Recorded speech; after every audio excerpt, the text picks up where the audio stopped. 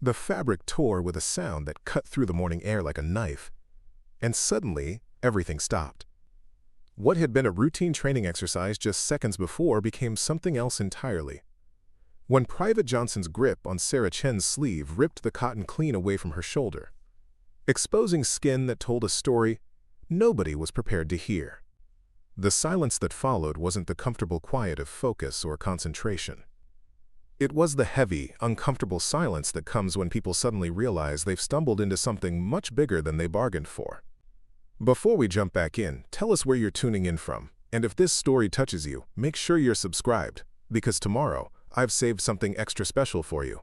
8 pairs of eyes stared at the constellation of pale, circular scars that dotted Sarah's upper arm and shoulder, each one about the size of a dime, each one telling a tale of violence that had no place in the sterile training environment of Fort McKinley's Physical Fitness Center. Sarah Chen had been at Fort McKinley for exactly 4 months and 12 days, not that anyone was counting. Well, nobody except Sarah herself, who had developed the habit of marking time in precise measurements ever since her discharge from active duty 2 years earlier. She worked in the base's communications department, a quiet position that involved maintaining radio equipment, updating software systems, and ensuring that the endless stream of routine messages flowed smoothly between different departments. It was exactly the kind of work that suited someone who preferred to remain unnoticed. At 28, Sarah had perfected the art of professional invisibility. She dressed in regulation uniforms that fit properly, but weren't tailored to flatter. She wore her straight black hair pulled back in a regulation bun that drew no attention to her features. She spoke when spoken to, completed her assignments efficiently, and went home to her small apartment off base, where she lived alone with a tabby cat named Murphy, and a collection of technical manuals that most people would find mind-numbingly boring. The other communications technicians knew her as reliable, but unremarkable. She never joined them for drinks after work, never participated in the informal betting pools that sprang up around sporting events, and never shared personal stories during lunch breaks. When asked about her background, Sarah would mention that she'd served in the Army before taking this civilian contractor position, but she never elaborated on where she'd served or what she'd done.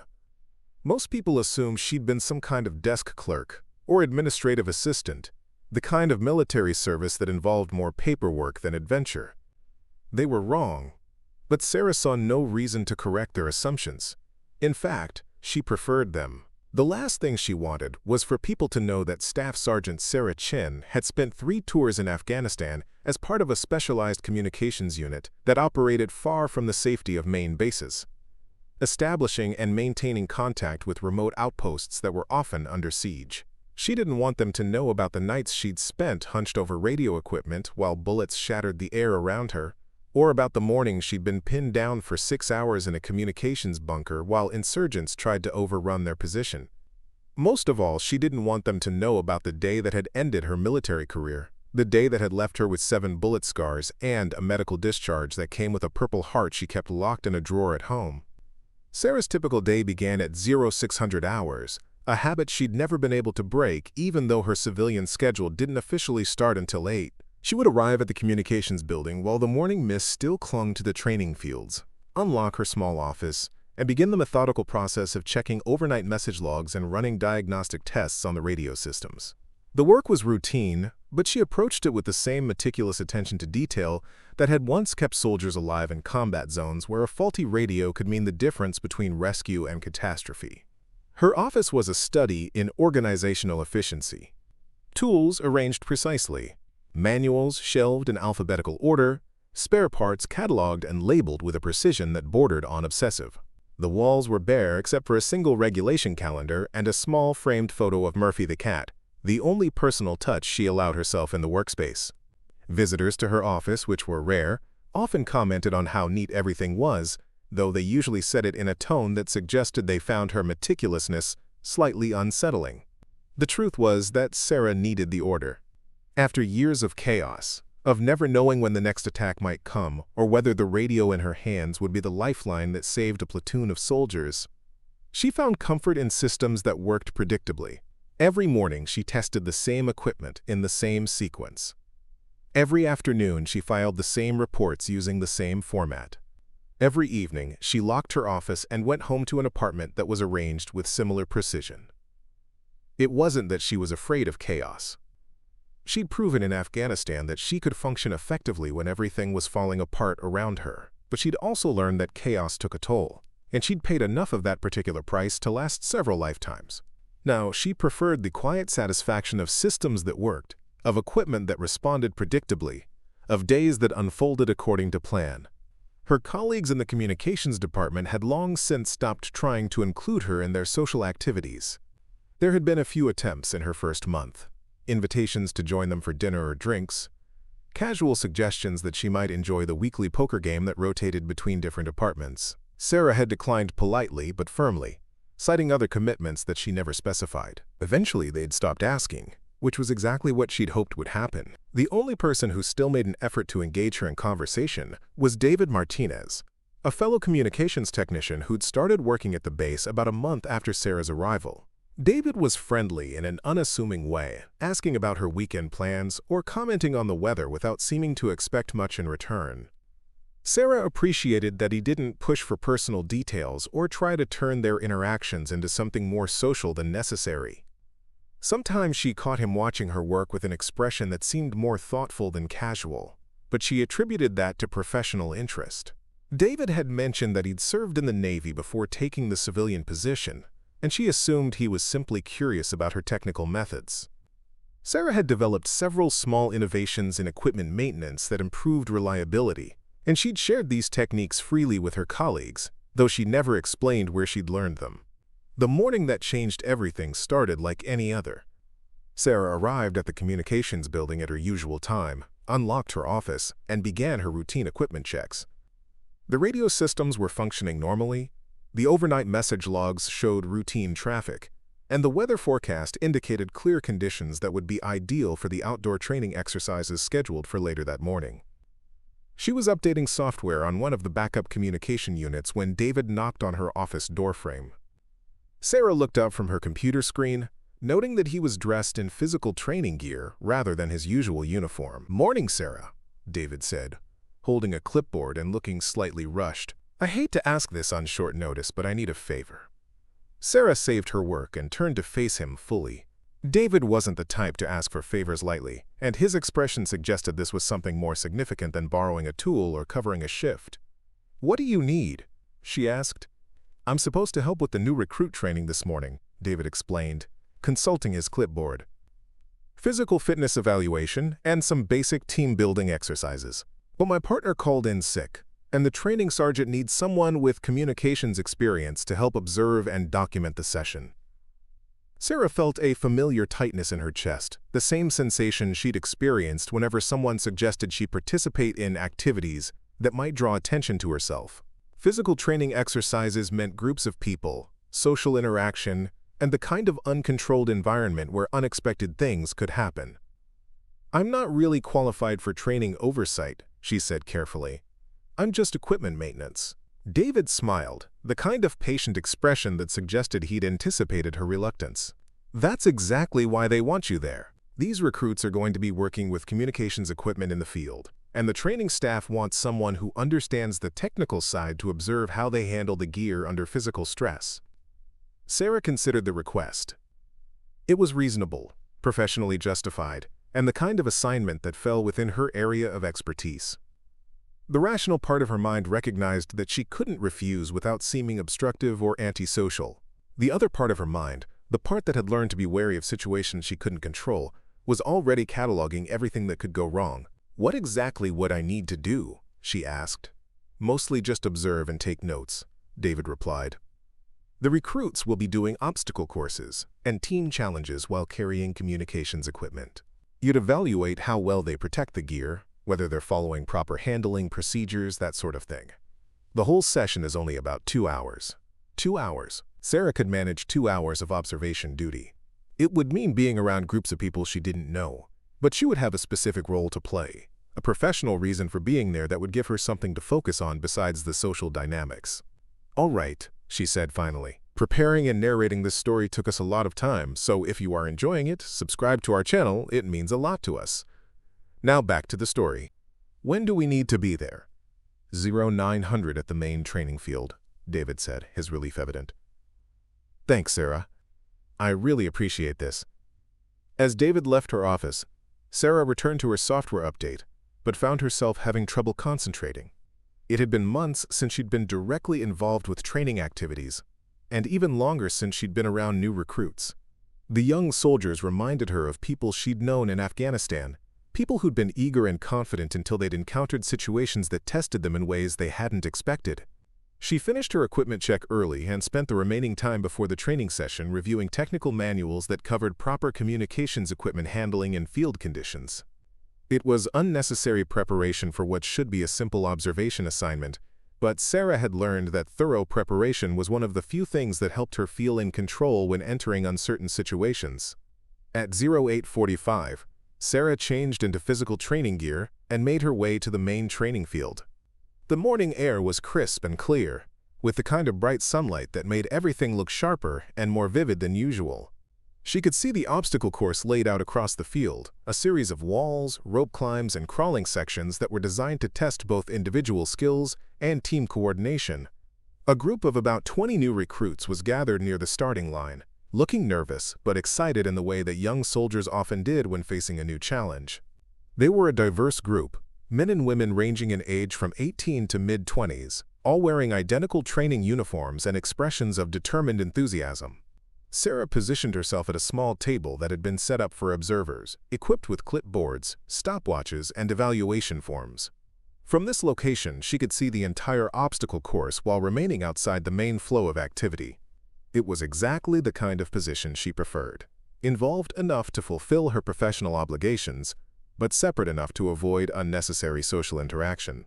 Training Sergeant Williams approached her table, carrying a folder full of documentation and wearing the kind of expression that suggested he'd been running training exercises for many years. "You must be Chen from Communications," he said, extending his hand for a firm handshake.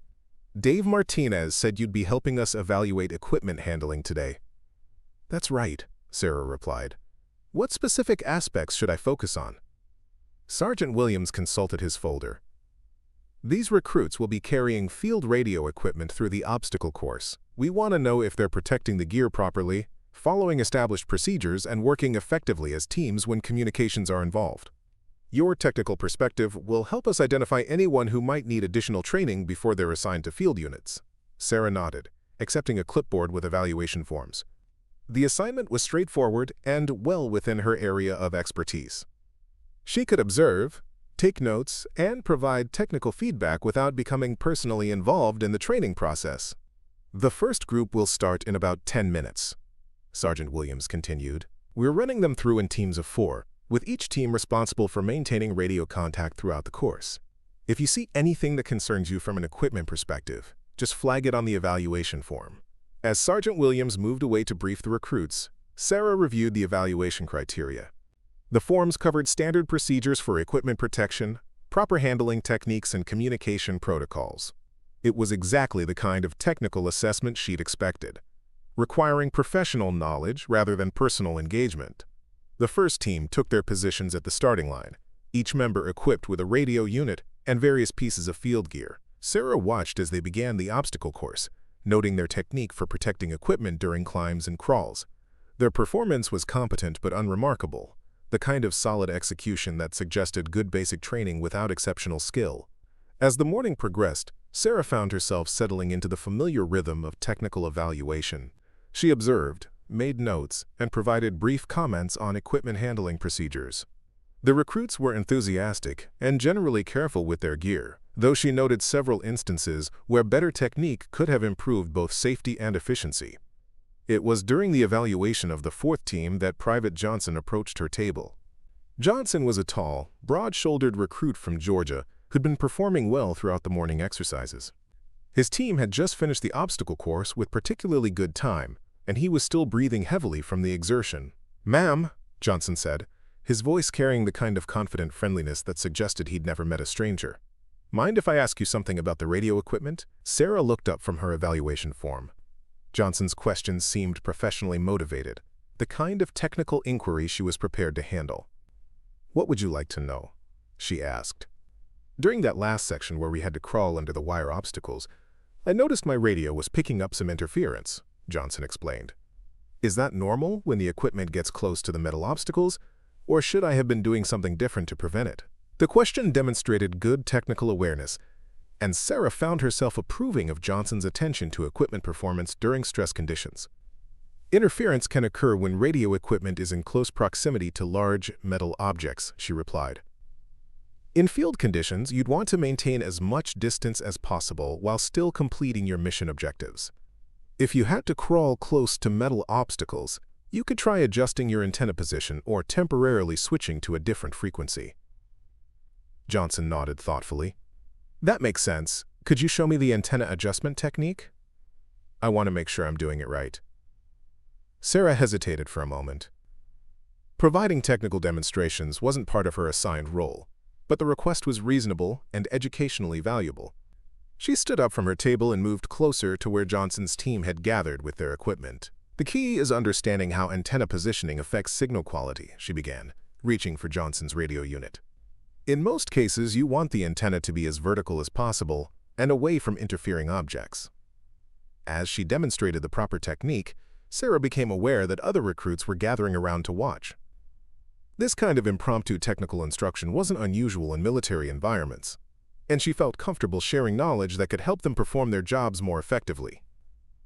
"Now, if you're in a situation where you can't maintain optimal antenna position due to tactical requirements," she continued, adjusting the radio settings, "you need to compensate by increasing transmission power or switching to a frequency that's less susceptible to interference." The demonstration was going smoothly until Johnson reached out to get a better view of the antenna adjustment she was showing. His movement was well-intentioned but poorly timed, and his hand caught the sleeve of Sarah's training shirt just as she was extending her arm to point out a specific component. The fabric was already stressed from her earlier movements during the morning's activities, and Johnson's inadvertent grip was enough to tear it completely. The sleeve ripped away from the shoulder seam with a sound that seemed disproportionately loud in the sudden silence that followed. Sarah's first instinct was to step back and assess the damage to her uniform, but she quickly realized that the torn fabric was the least of her concerns. The removal of her sleeve had exposed her upper arm and shoulder to the group of recruits who were still gathered around the radio equipment, and their expressions told her immediately that they were seeing something they hadn't expected. 7 circular scars, each about the size of a quarter, were clearly visible on Sarah's pale skin. They were arranged in what appeared to be a random pattern across her upper arm and shoulder, but anyone with military experience would recognize them immediately as bullet wounds. The scars were old, healed to the point where they were simply pale marks against her skin, but their distinctive size and shape left no doubt about their origin. The silence that followed was profound and uncomfortable. Sarah stood frozen, acutely aware that the careful invisibility she'd maintained for months had just been shattered by an accident that she couldn't undo or explain away. The recruits stared with the kind of wide-eyed shock that came from suddenly realizing they were in the presence of someone whose experience vastly exceeded their own. Johnson's face had gone pale beneath his tan, and his hand was still extended from where he'd inadvertently grabbed her sleeve. He opened his mouth as if to apologize, but no words came out. The other recruits maintained their shocked silence, clearly processing what the scars meant but uncertain how to react. Sarah's mind raced through possible responses. She could attempt to minimize the situation, make some casual comment about old injuries and change the subject. She could excuse herself from the training exercise and hope that the incident would be forgotten. She could try to regain control of the situation through humor or deflection. Instead, she found herself simply standing there, exposed in a way that went far beyond the physical revelation of her scars. For the first time in months, she was being seen as something other than the quiet communications technician who preferred to remain unnoticed. The recruits were looking at her with expressions that ranged from awe to confusion to concern, and she realized that there was no way to return to the comfortable anonymity she'd worked so hard to maintain. "Ma'am," Johnson finally managed to whisper, his voice barely audible. "I'm so sorry. I didn't mean to." Sarah looked down at her torn sleeve, then back at the circle of recruits who were still staring at her scars. She felt a familiar tightness in her chest, the same sensation she'd experienced in Afghanistan when situations spiraled beyond her control. But this time, there was no radio to fix, no communication to establish, no technical problem to solve. There was only the reality of being seen, truly seen for the first time in years. "It's fine," she said quietly, though they all knew it wasn't fine at all. The careful balance she'd maintained between her past and present had just been disrupted in a way that would be impossible to ignore. Training Sergeant Williams had noticed the commotion and was approaching their group with the kind of purposeful stride that suggested he intended to regain control of the situation. As he got closer, Sarah could see his expression changing as he took in the scene, the torn sleeve, the exposed scars, and the shocked faces of the recruits. But it was the expression in Williams' eyes when he saw her scars that told Sarah the morning was about to become much more complicated than a simple equipment demonstration. There was recognition there, the kind of recognition that came from experience with combat injuries. Williams had seen bullet wounds before, and he knew exactly what he was looking at. The comfortable routine of technical evaluation and equipment maintenance was over. Sarah Chen was about to be seen in a way she'd never intended, and she wasn't sure she was ready for what would happen next. Training Sergeant Williams stopped 3 feet from Sarah and the cluster of recruits, his weathered face shifting from routine authority to something much more serious.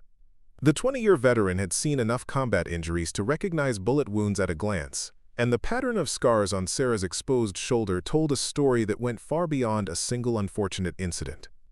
"Recruits, return to your positions," Williams commanded, his voice carrying the kind of authority that brooked no argument. "Continue equipment checks while I speak with Miss Chen." The young soldiers dispersed reluctantly, clearly wanting to stay and satisfy their curiosity about what they'd witnessed. Private Johnson lingered a moment longer than the others, still clutching the torn piece of fabric in his hand, as if he could somehow undo what had happened. "Sir, I didn't mean to," Johnson began, but Williams cut him off with a sharp gesture. "Accidents happen, Private. Return to your team and prepare for the next exercise."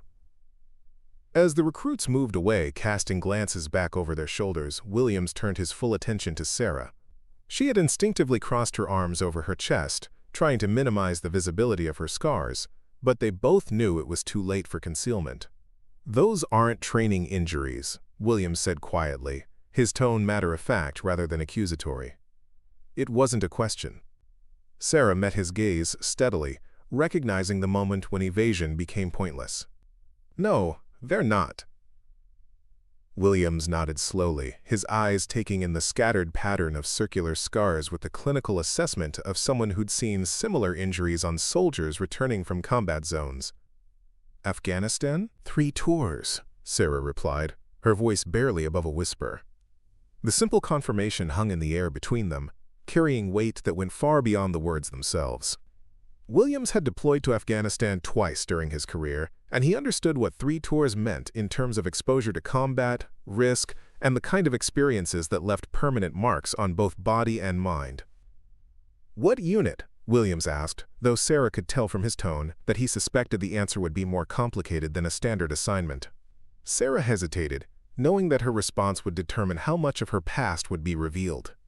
For months, she'd successfully avoided detailed questions about her military service, deflecting inquiries with vague references to communications work.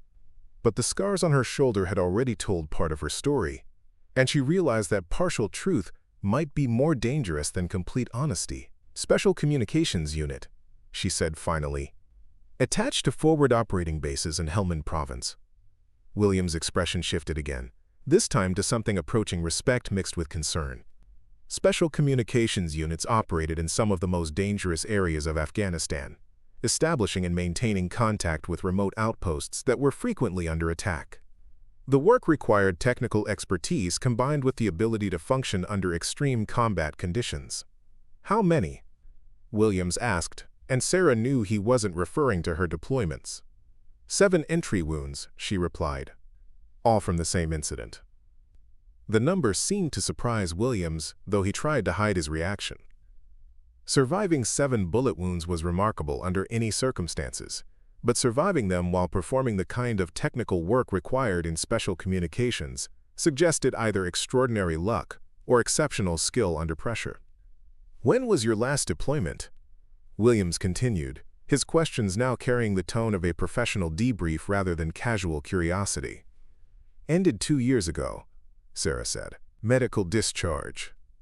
Williams nodded, understanding the implication. Medical discharges from combat zones typically involved injuries serious enough to prevent further military service, though they didn't always reflect the full extent of what a soldier had experienced in the field.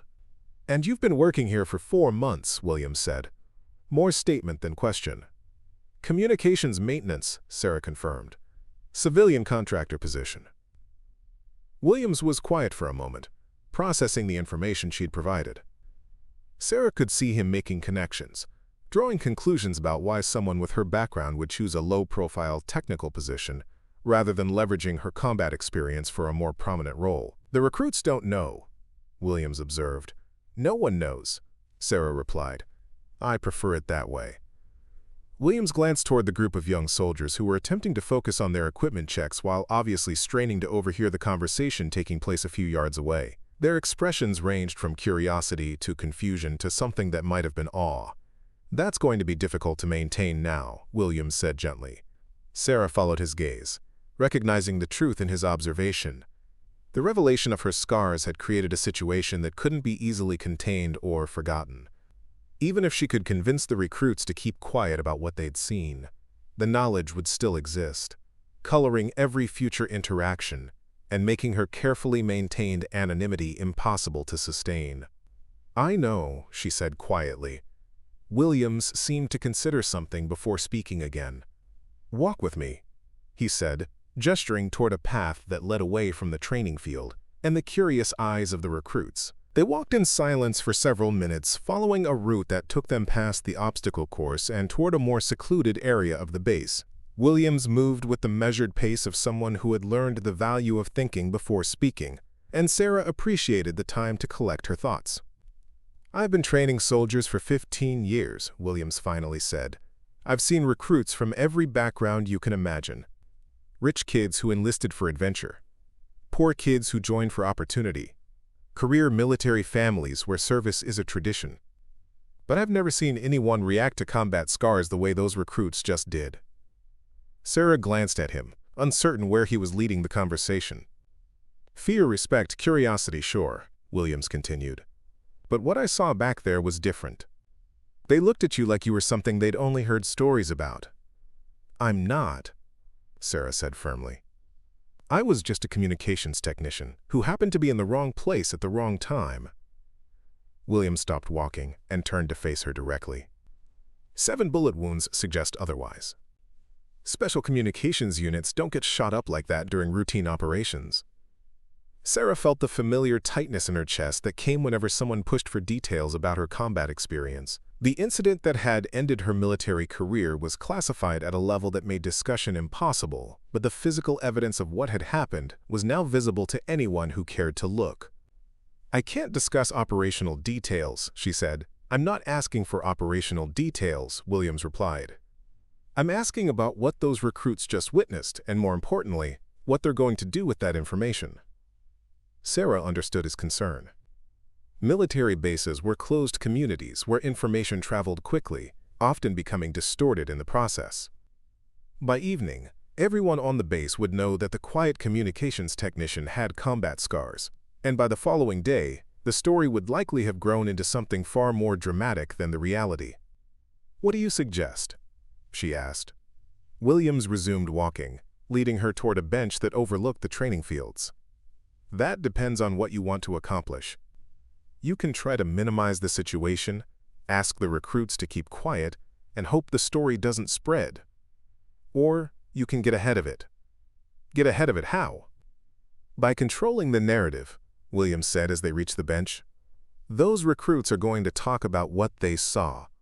That's inevitable. The question is whether they're talking about the mysterious communications tech with unexplained combat scars, or whether they're talking about the veteran who's helping train the next generation of soldiers." Sarah sat down heavily, feeling the weight of the decision she was being asked to make. For 2 years, she'd worked to separate herself from her military past, creating a new identity that didn't depend on combat experience or the recognition that came with it. The idea of deliberately exposing that past felt like abandoning the careful construction of her civilian life. "I don't want to be defined by what happened to me," she said. "You don't have to be," Williams replied, "but you can't pretend it didn't happen either.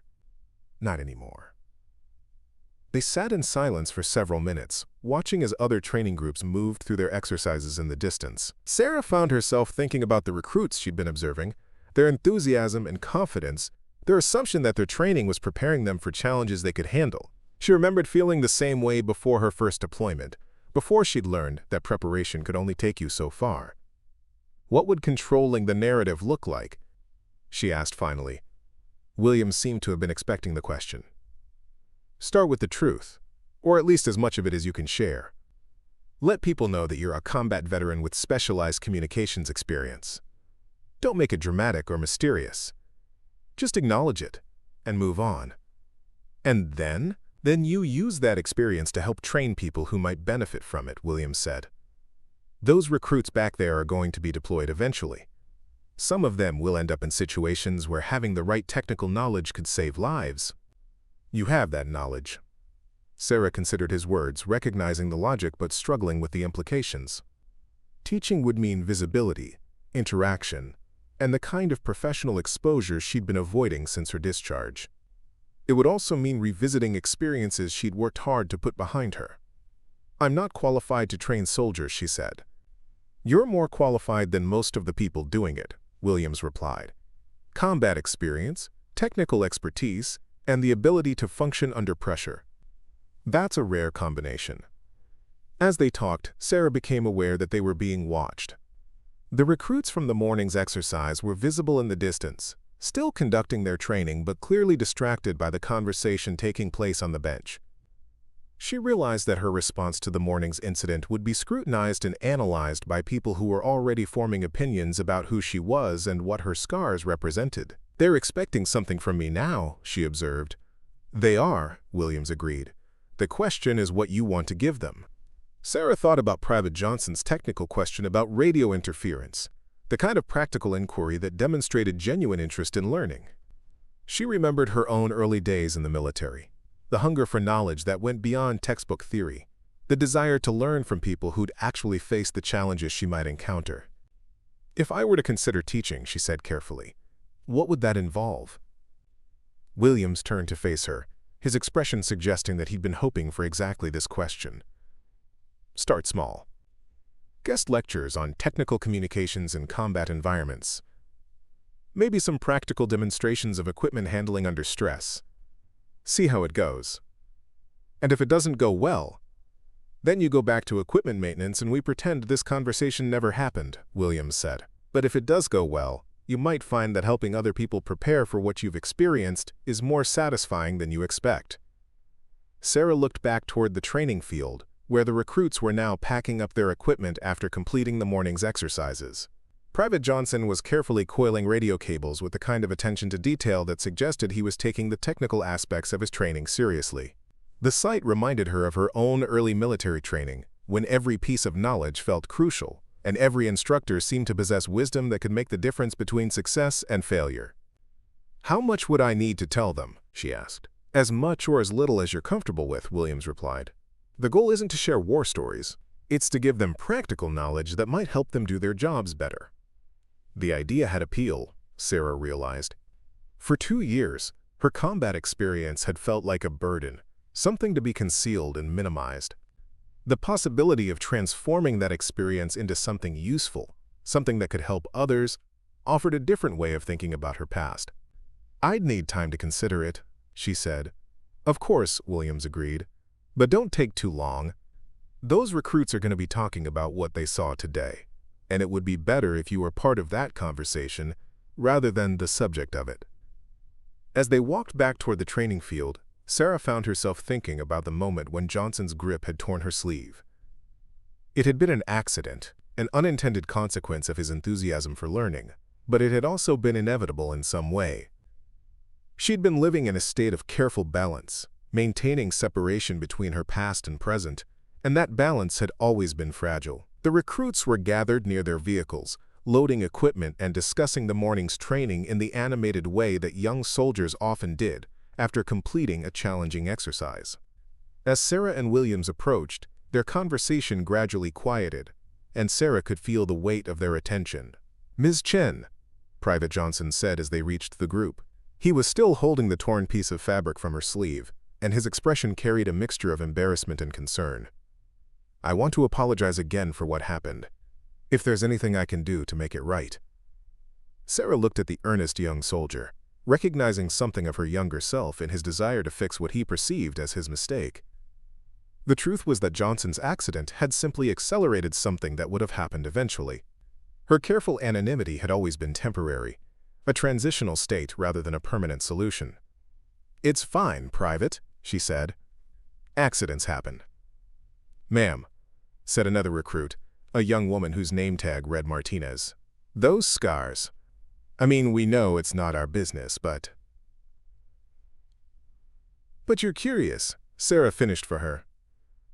Martinez nodded, looking uncomfortable but determined to ask her question. "Were you really in combat? Like actual combat where people were shooting at you?" The question hung in the air, simple and direct in the way that only young soldiers could manage. Sarah was aware that everyone was waiting for her response, that her answer would determine how they thought about her from this point forward. "Yes," she said simply. "I was." The confirmation seemed to ripple through the group, confirming suspicions while raising new questions. Sarah could see them processing the information, trying to reconcile the quiet communications technician they'd known with the combat veteran who was standing before them. "What was it like?"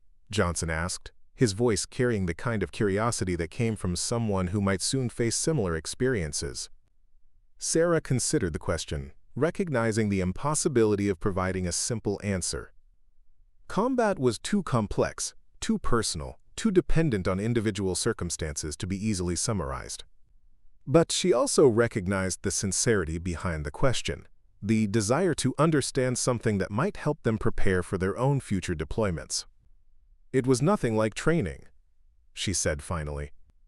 "And exactly like training, all at the same time." The recruits looked puzzled by her response, clearly expecting something more definitive.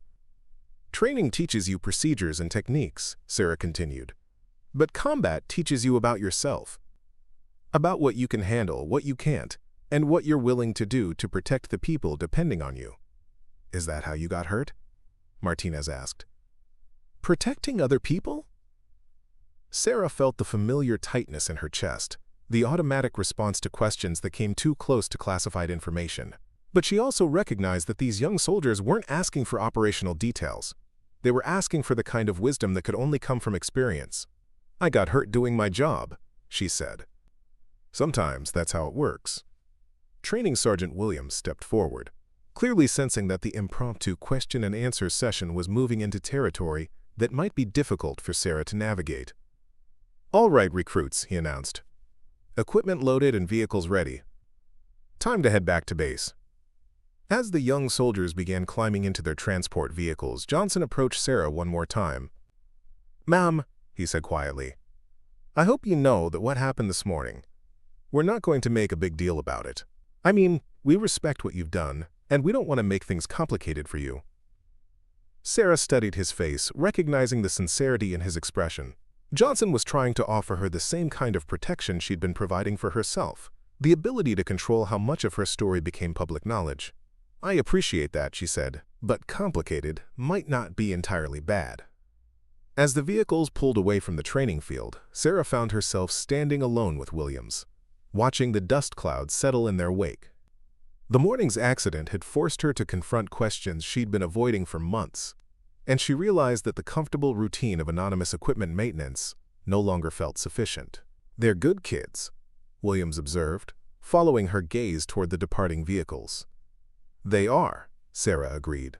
"They're also going to be deployed eventually, and they have no idea what that really means. Do any of us before it happens?" Sarah considered the question, thinking about her own pre-deployment training. The confidence she'd felt, the certainty that her preparation would be adequate for whatever challenges she might face. The reality had been both more and less than she'd expected, requiring adaptations that no training program could have fully prepared her for. "Maybe that's the point," she said. "Maybe the goal isn't to prepare them for exactly what they'll face, but to give them tools they can adapt when they need them." Williams smiled, the first time Sarah had seen him look genuinely pleased since the morning's incident began. "Now you're thinking like an instructor," he said. As they walked back toward the communications building, Sarah found herself considering possibilities she'd been avoiding for months. The idea of teaching still felt daunting, but it also felt like a way of transforming her experience into something constructive rather than simply enduring it. "If I were to do this," she said, "where would we start?" "With a conversation," Williams replied. "About what you're comfortable sharing, what you think would be most valuable for them to learn, and how we can structure it in a way that works for everyone." Sarah nodded, recognizing that she was committing to something that would change her carefully constructed civilian life in ways she couldn't fully predict. But as she thought about Private Johnson's technical questions and Martinez's curiosity about combat experience, she realized that the change might be worth the risk. The quiet communications technician who preferred to remain invisible was about to step into a role that would make her anything but anonymous. The question was whether she was ready for what that transformation might bring.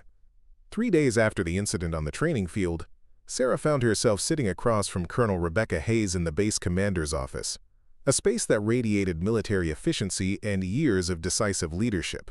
The meeting had been scheduled as a routine check-in regarding communications equipment upgrades, but Sarah suspected the real agenda had shifted considerably since her accidental exposure. Colonel Hayes was a compact woman in her early 50s, with silver-streaked hair and the kind of direct gaze that suggested she didn't waste time on unnecessary pleasantries. She'd commanded Fort McKinley for 2 years, earning respect for her practical approach to training and her ability to identify talent regardless of where it originated. "Sarah," Colonel Hayes began, consulting a file that was noticeably thicker than what would be expected for a routine equipment discussion. "Sergeant Williams briefed me on the situation from Monday's training exercise. I'd like to hear your perspective." Sarah had spent the previous 3 days fielding subtle questions and curious glances from colleagues who'd heard various versions of what had happened. The story had evolved in the telling, as stories often did, but the core facts remained consistent enough to make denial pointless. "It was an accident," Sarah replied. "Private Johnson was trying to get a better view of a technical demonstration, and my sleeve got torn in the process." "And the scars that were revealed?" "Combat injuries from my last deployment in Afghanistan." Colonel Hayes nodded, making a note in the file. "According to your personnel records, you served 3 tours with the 75th Communications Battalion. Is that accurate?" Sarah felt a familiar hesitation, the automatic response to questions that touched on classified information. Her actual unit designation wasn't something she could discuss openly, but she'd learned to navigate these conversations by focusing on verifiable facts rather than operational details. "That's the unit designation on my discharge papers," she said carefully. Colonel Hayes looked up from the file, her expression suggesting she recognized the subtle distinction in Sarah's response. "But not necessarily where you spent your time in country. Some assignments don't appear in standard personnel records." The acknowledgement hung between them, carrying implications that both women understood without explicitly stating. Special operations units often operated under covered designations that protected operational security while providing plausible documentation for administrative purposes. "Williams tells me you've been asked to consider teaching," Colonel Hayes continued. "How do you feel about that possibility?" Sarah had been wrestling with that question for 3 days, trying to balance her desire for continued anonymity against the growing recognition that her situation had fundamentally changed. The recruits who'd witnessed her scars weren't treating her differently out of malice or curiosity alone. They were looking at her with the kind of respect reserved for people who'd proven themselves under conditions they could only imagine. "I'm not sure I'm qualified," Sarah said. "According to Williams, you demonstrated more technical expertise in 10 minutes than most of our communications instructors show in a full day," Colonel Hayes replied. "And your military record, even the redacted version I have access to, suggests considerable experience with equipment operation under combat conditions." Sarah studied the colonel's expression, trying to determine how much she actually knew about the classified aspects of Sarah's service. Senior officers often had access to information that didn't appear in standard personnel files, particularly when it related to personnel under their command. "What exactly would teaching involve?" Sarah asked. Colonel Hayes leaned back in her chair, her expression becoming more conversational. "We've been struggling with a gap in our training programs. We can teach recruits technical procedures and equipment operation, but we're not adequately preparing them for the psychological challenges of using that equipment under combat stress." Sarah understood the problem immediately. Technical training in controlled environments was fundamentally different from equipment operation when people were shooting at you, when communications failures could mean the difference between survival and catastrophe, when split-second decisions had life-or-death consequences. Our standard instructors are technically competent, Colonel Hayes continued, but most of them lack real-world combat experience. They can teach procedures, but they can't teach adaptation, improvisation, or decision-making under extreme pressure. And you think I can? I think you're uniquely qualified to bridge that gap, Colonel Hayes said. Technical expertise combined with proven performance under combat conditions. That's exactly what we need. Sarah found herself thinking about the questions Private Johnson and his teammates had asked after the training exercise. Their curiosity hadn't been idle or sensational. They'd been trying to understand something that might help them perform better when their own deployment came. The recognition that her experience could serve a practical purpose was both appealing and daunting. What would the commitment look like? Sarah asked. Initially, guest lectures and technical demonstrations, Colonel Hayes replied. Maybe 2 or 3 sessions per month, working with small groups of advanced trainees. If it goes well, we could discuss expanding to a more formal role. The offer was tempting in ways Sarah hadn't expected. For 2 years, her combat experience had felt like a burden, something to be managed and concealed rather than utilized.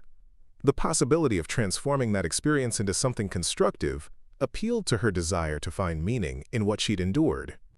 I'd need to be careful about operational security, Sarah said. Of course, we're not asking for classified information. We're asking for practical knowledge about equipment operation and decision-making under stress. Colonel Hayes closed the file and leaned forward slightly. Sarah, I've read enough between the lines of your record to know that you were involved in operations that most people will never fully understand. I'm not asking you to relive those experiences for the entertainment of trainees. I'm asking you to use what you learned to help prepare people who might find themselves in similar situations. The distinction was important, Sarah realized. There was a difference between exploiting her experience for dramatic effect and using it to provide practical education. The recruits she would potentially be teaching weren't looking for war stories. They were looking for knowledge that might help them do their jobs effectively and return home safely. How much autonomy would I have in designing the curriculum? Sarah asked. Complete autonomy, Colonel Hayes replied immediately. You know better than anyone what knowledge would be most valuable.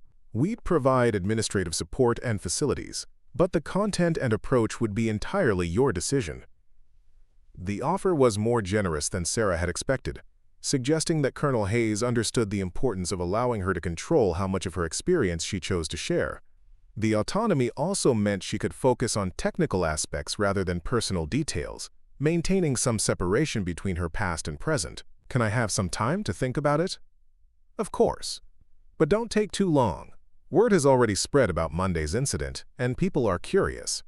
It would be better to channel that curiosity into something productive rather than letting it turn into speculation. As Sarah left the colonel's office, she found herself thinking about the choice she was being asked to make. For months, she'd defined herself by what she was trying to avoid, rather than what she might accomplish. The teaching opportunity represented a fundamental shift in that approach, a chance to be defined by contribution rather than concealment. The afternoon brought an unexpected visitor to her communications office.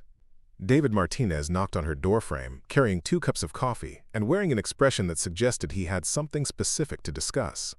Thought you might need caffeine, David said, offering her one of the cups. You've seemed a bit preoccupied lately.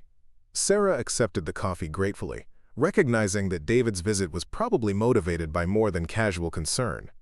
As one of the few people who worked closely with her, he'd likely heard various versions of the training field incident and was curious about the truth. It's been an interesting week, Sarah said, gesturing for David to take a seat. I heard about what happened during the recruit training, David said carefully. Are you okay? The question was simple but loaded with implications. David was asking about more than her physical well-being. He was asking whether she was handling the sudden exposure of her past, the attention it had brought, and the decisions she now faced about her future. I'm fine, Sarah replied, then reconsidered. Actually, I'm not sure. Everything's changed, and I'm still figuring out what that means. David nodded thoughtfully. Change can be difficult, especially when it's not something you chose. The thing is, Sarah said, surprised to find herself opening up, I'm not sure I was really choosing my current situation either. I was just reacting to what happened before, trying to create distance from experiences I didn't want to think about. And now? Now I'm being asked to do the opposite. To use those experiences, to talk about them, to let them define how other people see me. David was quiet for a moment, sipping his coffee and considering her words. That sounds scary. It is, Sarah admitted, but it's also kind of exciting.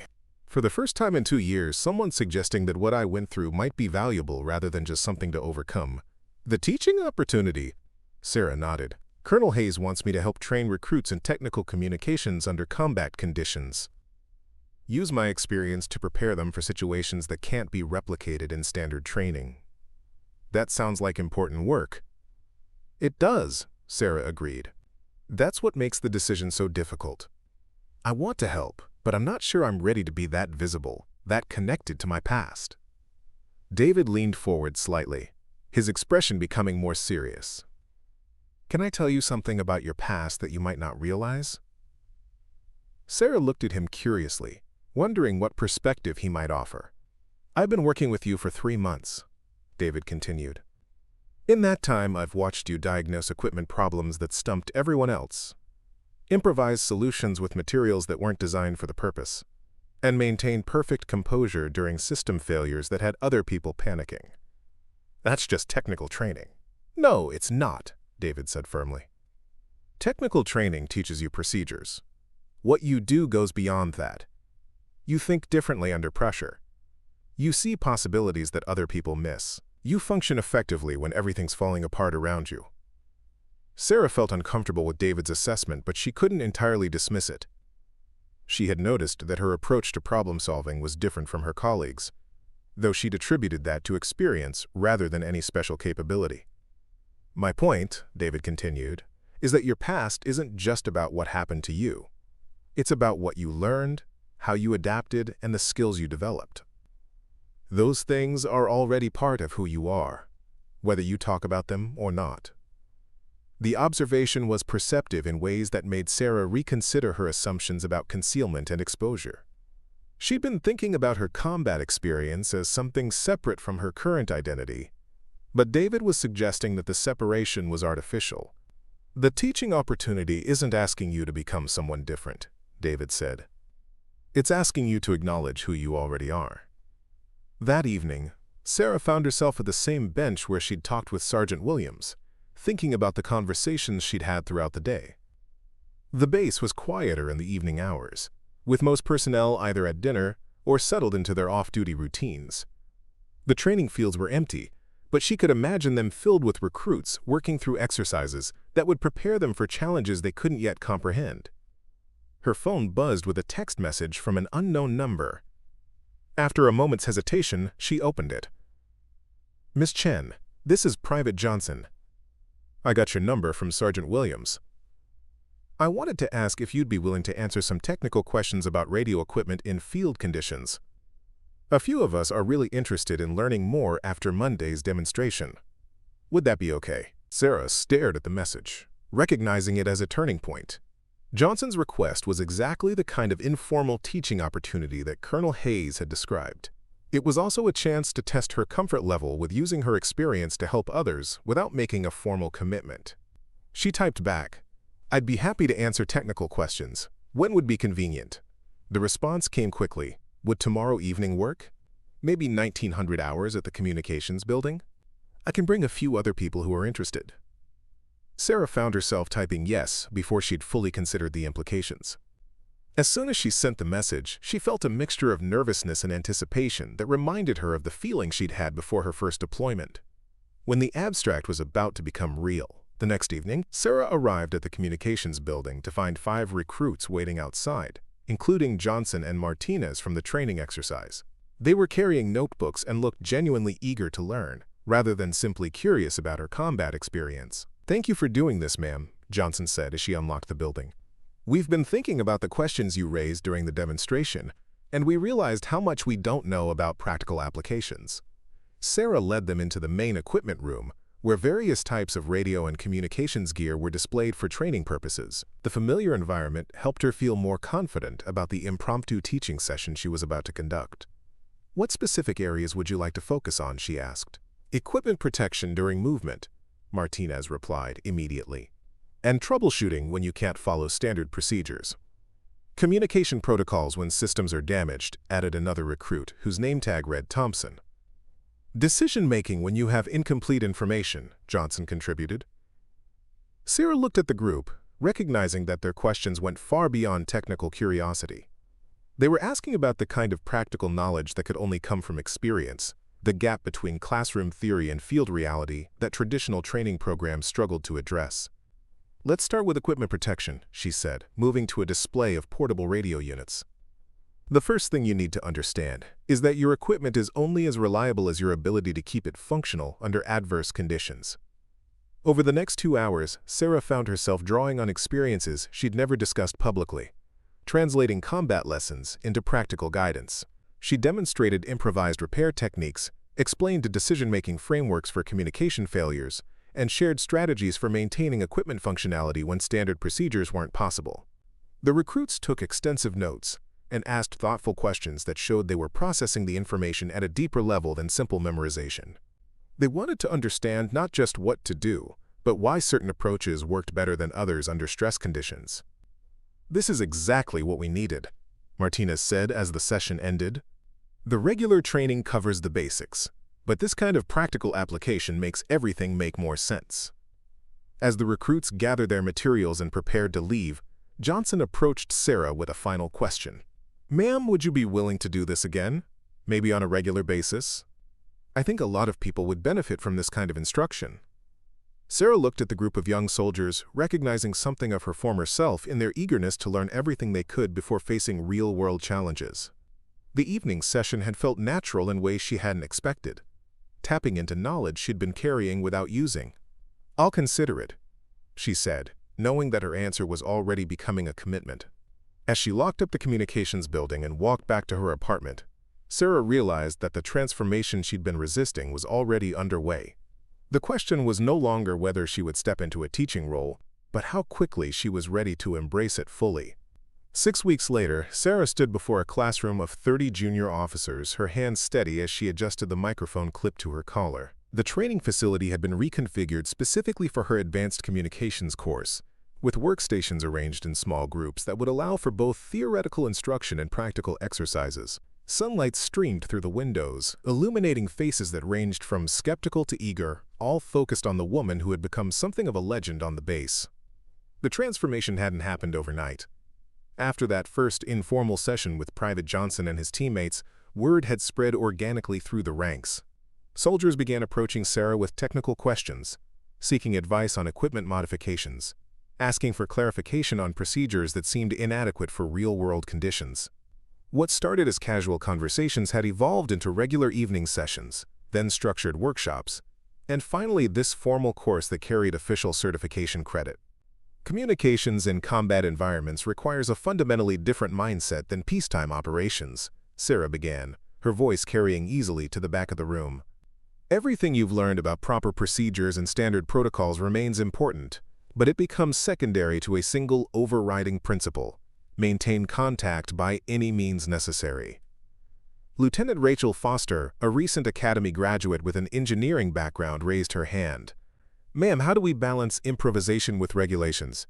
Our training emphasizes following established procedures." Sarah smiled, recognizing the question as one she'd wrestled with during her own early deployments. Regulations exist to provide a framework for decision-making, not to replace judgment. When standard procedures aren't working, your job is to achieve the mission objective using whatever methods are available. She moved to the equipment display at the front of the classroom, selecting a field radio that had been deliberately damaged for training purposes. Let's say your primary communication system takes shrapnel damage during an attack. Your unit is pinned down, you have wounded soldiers who need evacuation, and your backup equipment is malfunctioning. What do? The question hung in the air as the officers considered their options. Sarah could see them mentally reviewing their training manuals, searching for procedures that would address the specific scenario she'd described. "Follow the troubleshooting checklist," suggested Captain Michael Torres, a veteran of 2 deployments who joined the course to update his technical skills. The checklist assumes you have proper tools in controlled conditions, Sarah replied. What if you don't? Improvise repairs using available materials, offered Lieutenant Foster.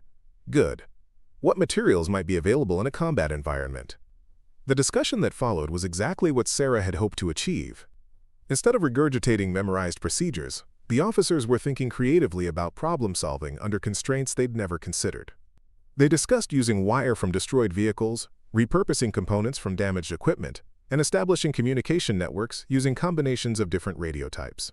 The key principle, Sarah said as the discussion concluded, is that perfect solutions are rare in combat. Your job is to find solutions that work well enough to accomplish the mission and keep people alive. Major Patricia Wells, the course coordinator who'd been observing from the back of the room, approached Sarah during the break between sessions.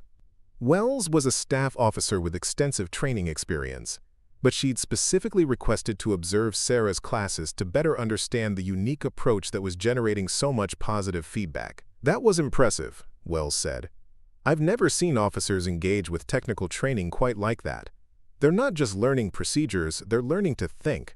Sarah felt a familiar sense of satisfaction, the same feeling she'd experienced in Afghanistan, when a creative solution to a technical problem had saved lives or completed a mission that seemed impossible. Teaching offered a different kind of impact, but the fundamental satisfaction of using knowledge to help others remained the same. Traditional training focuses on ideal conditions, Sarah replied. But combat is anything but ideal. These officers need to be prepared for situations where the manual doesn't have answers. Speaking of which, Wells continued, I've received requests from 3 other bases asking if you'd be willing to travel and conduct similar training programs. Word about your course has spread beyond Fort McKinley. The proposition was both flattering and daunting. Sarah had grown comfortable with her role at the base, developing relationships with students and colleagues that felt sustainable and meaningful. Expanding to other locations would increase her impact but also her visibility, potentially attracting the kind of attention she'd spent years avoiding. What would that involve? Sarah asked. 2-week intensive courses, maybe 4 times per year, Wells explained. You'd be training senior NCOs and junior officers who would then return to their units and implement similar programs. It's exactly the kind of knowledge multiplication that the military needs. Sarah found herself considering the opportunity with the same analytical approach she'd once applied to communications problems in the field. The potential benefits were significant, but so were the risks. Increased visibility might eventually attract questions about her classified background that she wasn't prepared to answer. I'd need to think about it, Sarah said. Of course. But don't think too long. There's a real hunger out there for the kind of practical training you're providing. The afternoon session focused on psychological aspects of communication under stress, a topic that required Sarah to draw more directly on her combat experience. She'd learned to discuss these elements without providing specific operational details, focusing instead on general principles that could be applied in any high-stress situation. When people are shooting at you, your brain doesn't function the same way it does in peaceful conditions, Sarah explained. Stress hormones affect your ability to process complex information, remember procedures, and make rational decisions. Understanding these effects is crucial for maintaining effective communication. Lieutenant Foster raised her hand again. How do you compensate for those effects? Practice under stress, Sarah replied, and developing automatic responses that don't require conscious thought. When your heart rate spikes and your hands are shaking, you need muscle memory to take over. She demonstrated the principle by having the officers practice equipment setup while dealing with artificial stressors, loud noises, time pressure, and simulated equipment failures. The exercise was designed to show how stress affected performance and to introduce techniques for maintaining effectiveness under adverse conditions. "Ma'am," called out Lieutenant James Park, a quiet officer who rarely spoke during class discussions. "How do you deal with the fear that you might make a mistake that gets people killed?" The question touched on something Sarah had wrestled with throughout her combat tours and continued to grapple with in her teaching role.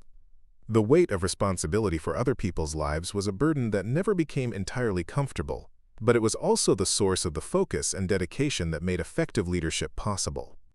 "Fear of making fatal mistakes is healthy," Sarah said carefully. "It keeps you focused and prevents overconfidence. But it can't be paralyzing. You have to accept that in combat situations, perfect decisions are impossible. Your job is to make the best decision you can with the information available, then adapt if circumstances change. How do you live with the uncertainty? Park pressed. Sarah looked at the young officer, recognizing something of her own early concerns in his question. You focus on what you can control: your preparation, your knowledge, your equipment maintenance, your team coordination. You can't control the enemy's actions or eliminate all risks, but you can maximize your chances of success. The discussion that followed was more personal than usual, with officers sharing concerns about leadership responsibility and the pressure of making decisions that affected others. Sarah found herself serving as much as a counselor as an instructor, helping them process anxieties that were rarely addressed in traditional military training. After the class ended, Lieutenant Foster approached Sarah with a request that surprised her. "Ma'am, I'm being deployed next month to a forward operating base in Syria," Foster said. "I'll be responsible for communications for a reconnaissance unit operating in contested territory. Would you be willing to spend some extra time helping me prepare?" The request was exactly the kind of individual mentoring that Sarah found most rewarding, but it also brought the reality of her students' futures into sharp focus. Foster wasn't asking for academic knowledge. She was asking for survival skills that might determine whether she returned home safely. "Of course," Sarah replied. "When would you like to start?" "As soon as possible. I report for pre-deployment training in 3 weeks." Over the following days, Sarah worked intensively with Foster, covering scenarios and techniques that went beyond the general curriculum. They practiced equipment repair under simulated combat conditions, discussed decision-making frameworks for isolated operations, and reviewed communication protocols for units operating without reliable backup support. "The most important thing to remember," Sarah told Foster during one of their final preparation sessions, "is that your job isn't to be perfect. It's to be adaptable. When something doesn't work the way it's supposed to, you find another way." Foster nodded, taking notes with the intensity of someone who understood that the information might soon become crucial for survival. "Ma'am, can I ask you something personal?" Sarah tensed slightly, expecting a question about her combat experience that she might not be able to answer fully. "The scars on your arm," Foster continued, "do they still hurt?" The question wasn't what Sarah had expected, and she found herself considering how to respond honestly without becoming overly personal. "Sometimes," Sarah said. "Not physically, usually. But there are moments when they remind me of things I'd rather not remember." "Do you regret serving in combat?" Sarah thought about the question, recognizing its complexity. Her combat experience had cost her physically and emotionally, ending her military career and leaving her with permanent reminders of violence she'd endured. But it had also given her knowledge, skills, and perspectives that she was now using to help others. "I regret the circumstances that led to my injuries," Sarah said finally. "But I don't regret the service itself. The experience taught me things I couldn't have learned any other way, and now I'm able to use that knowledge to help people like you prepare for similar challenges." "Is that why you started teaching?" "I started teaching because someone asked me to consider it," Sarah replied. "But I continue teaching because it gives meaning to experiences that were difficult to bear when they felt pointless." Foster nodded thoughtfully. "Thank you. For the training, but also for being willing to share what you learned. I know it can't be easy to talk about." As Foster left for her final preparations, Sarah found herself reflecting on the transformation her life had undergone since that accidental revelation on the training field. The quiet communications technician who'd preferred anonymity had evolved into an instructor whose influence extended far beyond the boundaries of Fort McKinley. The next morning brought a phone call that would extend that influence even further. Major Wells appeared in Sarah's office doorway, carrying a telephone and wearing an expression that suggested important news. "Sarah, I have Colonel Patricia Huang from the Pentagon on the line," Wells announced. "She'd like to speak with you about a special assignment." Sarah accepted the phone with curiosity mixed with apprehension. Pentagon assignments typically involved either significant opportunities or complicated obligations, and she wasn't sure she was ready for either. "Miss Chen," Colonel Huang's voice was crisp and professional, "I've been receiving reports about your training program at Fort McKinley. Very impressive work." "Thank you, ma'am.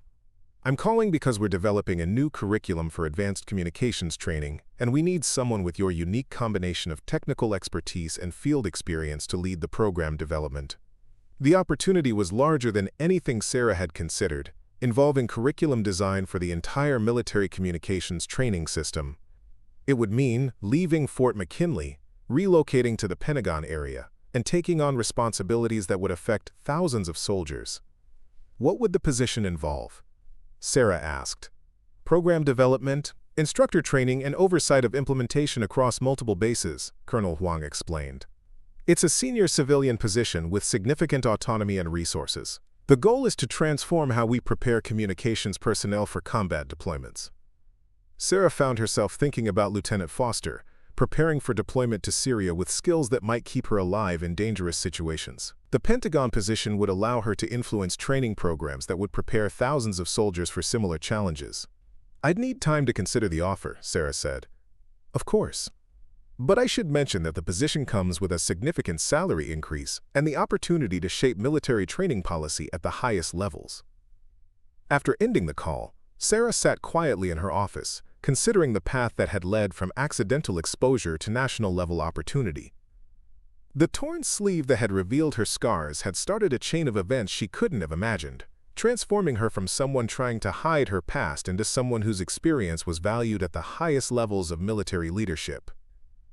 David Martinez knocked on her doorframe, carrying coffee and wearing an expression that suggested he'd heard about the Pentagon call. "Big decisions?" he asked, offering her a cup. "The biggest," Sarah replied. "Pentagon wants me to develop communications training curriculum for the entire military." "That's incredible. You'd be influencing training for thousands of soldiers." "I'd also be leaving behind everything I've built here," Sarah said. "The relationships, the program I've developed, the life I've finally gotten comfortable with." David sat down across from her desk. "Sounds like you're facing the same choice you faced when you decided to start teaching. Stay safe and comfortable, or take on something that might have greater impact." Sarah recognized the parallel immediately. The decision to begin teaching had required her to abandon the safety of anonymity in favor of meaningful contribution. The Pentagon opportunity represented a similar choice on a much larger scale. "What do you think I should do?" she asked. "I think you should ask yourself the same question you ask your students," David replied. "What decision best serves the mission? What choice helps the most people?" That evening, Sarah returned to the bench overlooking the training fields where she'd made so many important decisions over the past months. The base was quiet, but she could imagine it filled with soldiers preparing for deployments that would test everything they'd learned. She thought about Private Johnson's curiosity about radio interference, Lieutenant Foster's preparation for dangerous deployment, and the dozens of other students who'd benefited from her willingness to share hard-won knowledge. The Pentagon position would allow her to multiply that impact exponentially, influencing training programs that would prepare soldiers she'd never meet for challenges she understood all too well. The scars on her arm had become more than reminders of past trauma. They'd become symbols of experience that could serve a purpose larger than her own comfort or safety. The torn sleeve that had exposed them had been an accident, but everything that followed had been a choice to transform private suffering into public service. Sarah pulled out her phone and dialed Colonel Huang's number. "Colonel, this is Sarah Chen," she said when the call connected. "I'd like to accept the position." "Excellent. When can you start?" "As soon as my replacement can be trained," Sarah replied, looking out at the training fields where her journey had begun. "I have some knowledge to pass on first." 2 years after accepting the Pentagon position, Sarah Chen stood in the rose garden of the White House, her dress uniform crisp in the afternoon sunlight, as she waited for a ceremony she'd never imagined would include her name. The Distinguished Public Service Award was the highest honor the Department of Defense could bestow on a civilian, and today it would recognize her contributions to military communications training that had fundamentally changed how soldiers prepared for combat deployments. Secretary of Defense Angela Morrison approached the podium, her voice carrying across the gathered crowd of military leaders, government officials, and family members who'd come to witness the ceremony. Sarah spotted David Martinez among the attendees, along with Major Wells and several of her former students from Fort McKinley, including Lieutenant Foster, who'd returned safely from her Syria deployment 6 months earlier. The recipient of today's Distinguished Public Service Award exemplifies the transformation of personal experience into national service, Secretary Morrison began. Her innovative training programs have prepared over 15,000 military personnel for combat communications, with documented improvements in mission success rates and casualty reduction. Sarah felt a familiar mixture of pride and humility as she listened to the citation. The numbers were impressive, but they represented individual soldiers whose lives had been touched by training that might keep them safer in dangerous situations. Each statistic was a person who'd learned to think creatively under pressure, to adapt when standard procedures failed, to maintain contact when communication meant the difference between life and death. Sarah Chen's curriculum has been implemented at 47 military bases worldwide, Secretary Morrison continued. Her instructor training program has certified over 300 master trainers who continue to spread her methodologies throughout the military communications community. The journey from that accidental revelation on Fort McKinley's training field to this moment had been marked by constant growth and increasing responsibility. Sarah's Pentagon position had evolved from curriculum development to overseeing the entire military communications training system, with authority to implement changes that affected every branch of service. The most significant innovation had been the integration of stress-based training scenarios that replicated combat conditions without requiring actual deployment. Using advanced simulation technology and carefully designed psychological stressors, recruits could experience the kind of pressure that revealed whether their technical knowledge would translate into effective performance under fire. Most importantly, Secretary Morrison said, Ms. Chen has demonstrated that the greatest military asset is not advanced technology or superior equipment, but the wisdom gained through experience and the willingness to share that wisdom with others. As Sarah approached the podium to receive the award, she thought about the path that had brought her to this moment. The bullet scars on her arm, now hidden beneath her dress uniform, had once represented trauma she wanted to forget. Today, they symbolized experience that had been transformed into service to others. "Thank you, Madam Secretary," Sarah said as she accepted the medal. "This recognition belongs not just to me, but to every instructor who's taken these concepts and made them work in their own training environments, and to every soldier who's used this knowledge to complete their missions and return home safely." The applause that followed was warm and sustained, but Sarah's attention was drawn to a familiar face in the crowd. Master Sergeant Lisa Campbell, one of her first instructor trainees, was standing with a group of soldiers from the 82nd Airborne Division. Campbell had implemented Sarah's training methods at Fort Bragg, adapting them for airborne communications requirements and achieving remarkable results in unit readiness assessments. After the ceremony, Sarah mingled with attendees who wanted to discuss specific aspects of her training programs or share stories about how the methodologies had worked in their own units. The conversations reinforced something she'd learned over the past 2 years. The most effective training wasn't about perfect replication of her methods, but about understanding the underlying principles and adapting them to specific circumstances. "Sarah," a voice called from behind her. She turned to see General Patricia Hayes, now serving as Deputy Chief of Staff for Operations, approaching with a purposeful stride. "Congratulations on the award. Well deserved." "Thank you, General. I appreciate you being here." "Actually, I wanted to discuss something with you," General Hayes said, lowering her voice slightly. "We're developing a new initiative for Special Operations Communications Training, and we need someone with your expertise to lead the program." The offer was intriguing but also concerning. Special operations training typically involved classified methodologies and operational security requirements that could complicate the open sharing of knowledge that had made her current programs successful. "What would that involve?" Sarah asked.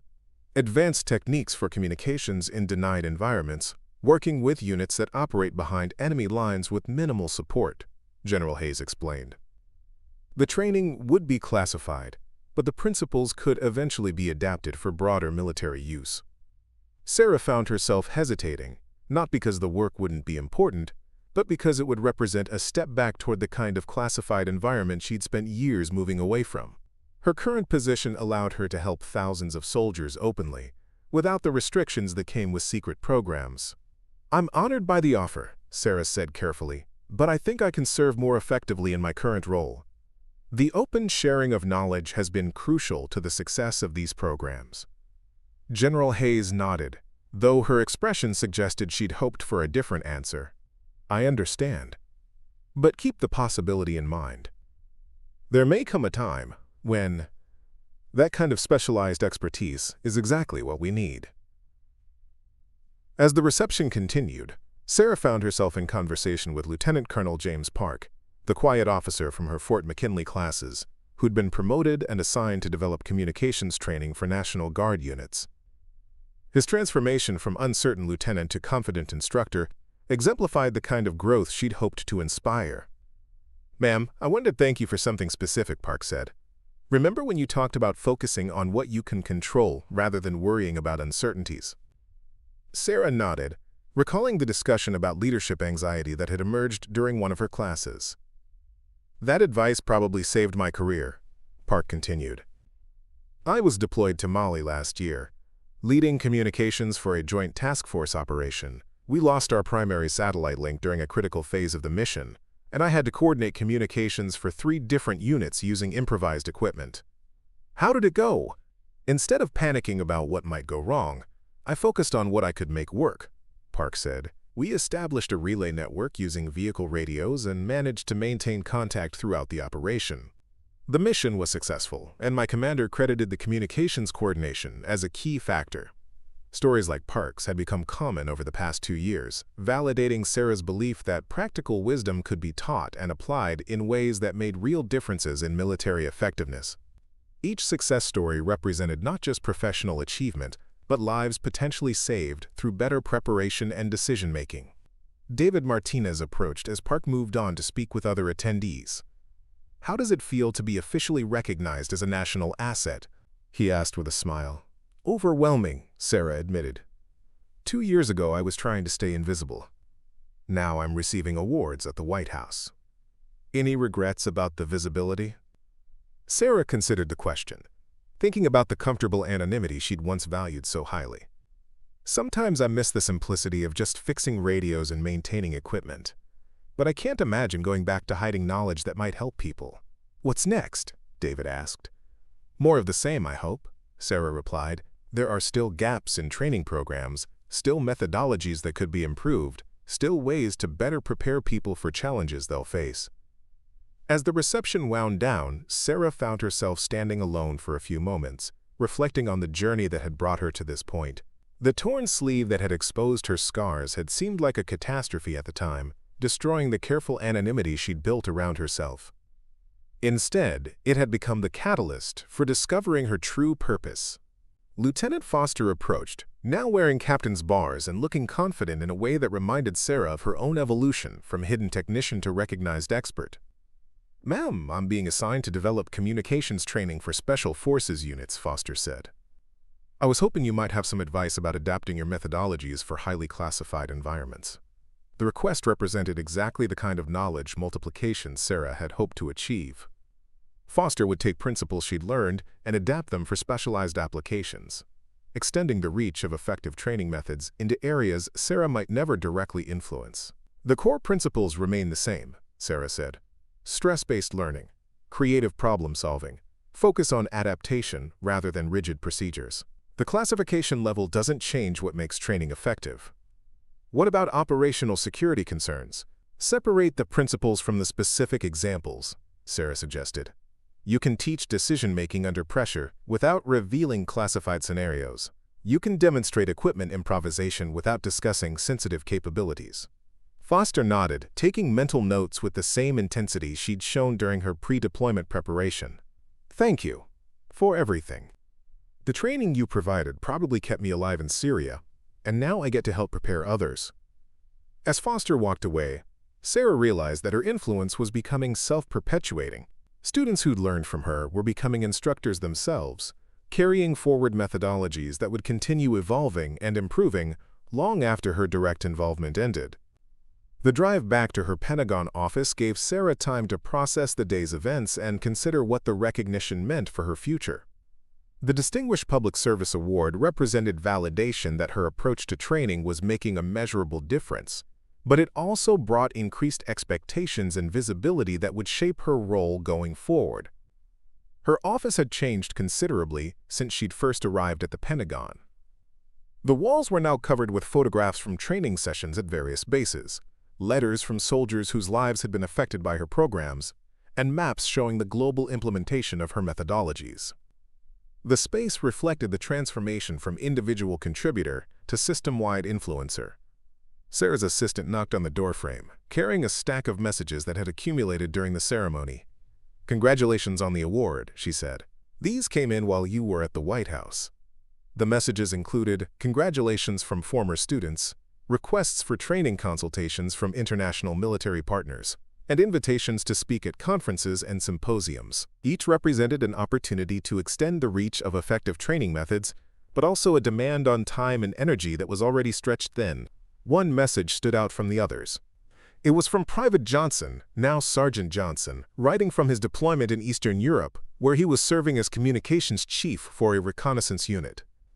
"Ma'am, I wanted you to know that the improvised repair techniques you taught us have been invaluable here. We've had multiple equipment failures due to harsh weather conditions, and the creative problem-solving approaches from your training have kept us connected when standard procedures weren't sufficient. The knowledge you shared has made our mission possible and kept our units safe. Thank you for pushing us to think beyond the manual." Sarah smiled as she read the message, feeling the deep satisfaction that came from knowing her work was having practical impact in exactly the situations she'd hoped to address. Johnson's success represented the multiplication of knowledge she'd gained through her own difficult experiences, transformed into capability that served current military needs. Her computer chimed with an incoming video call from Master Sergeant Campbell at Fort Bragg.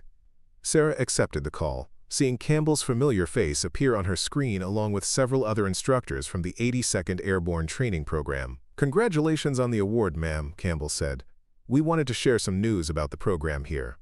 "What's happening at Bragg?" "We just completed our most successful training cycle ever," Campbell replied. "Unit readiness scores are up 30%, and feedback from deployed units indicates significant improvement in communications effectiveness under combat conditions." The report was exactly what Sarah had hoped to hear when she'd first developed the stress-based training methodologies. Improved readiness scores translated directly into enhanced mission capability and reduced risk for soldiers operating in dangerous environments. "More importantly," Campbell continued, "we're starting to see cultural changes in how soldiers approach technical problems. They're more creative, more willing to try alternative solutions, more confident in their ability to adapt when circumstances change." The cultural shift Campbell described represented the deepest level of impact Sarah had hoped to achieve. Beyond specific technical skills, she'd wanted to change how military personnel thought about problem-solving under pressure, encouraging the kind of intellectual flexibility that could make the difference between mission success and failure. As the call ended, Sarah turned her attention to the stack of requests on her desk, each representing an opportunity to further extend the reach of effective training methods.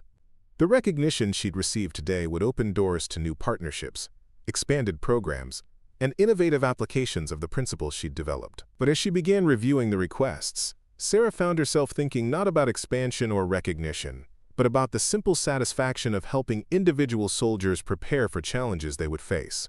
The awards and accolades were gratifying, but the real reward remained the knowledge that her experience was serving a purpose beyond her own recovery and growth. The scars on her arm would always be reminders of trauma endured and prices paid during her combat deployments, but they'd also become symbols of knowledge gained and wisdom earned, transformed through teaching into capabilities that extended far beyond her individual experience. The torn sleeve that had accidentally exposed them had seemed like a catastrophe at the time, but it had actually been the beginning of discovering her true calling. As evening settled over the Pentagon, Sarah prepared to leave her office and return to her apartment, where she would spend the evening reviewing curriculum proposals and planning improvements to training programs that would touch thousands of military careers. It was work that demanded everything she'd learned and more, but it was also work that gave meaning to experiences that had once seemed pointless. The quiet communications technician who'd once preferred invisibility was gone, replaced by a national expert whose influence shaped military training policy at the highest levels. The transformation had been unexpected, sometimes uncomfortable, but ultimately fulfilling in ways she'd never imagined possible. Tomorrow would bring new challenges, new opportunities to extend effective training methods, and new chances to transform hard-won experience into practical knowledge that might keep soldiers safe in dangerous places. It was exactly the kind of mission Sarah Chen had always been meant to accomplish. Up next, you've got 2 more standout stories right on your screen. If this one hit the mark, you won't want to pass these up. Just click and check them out.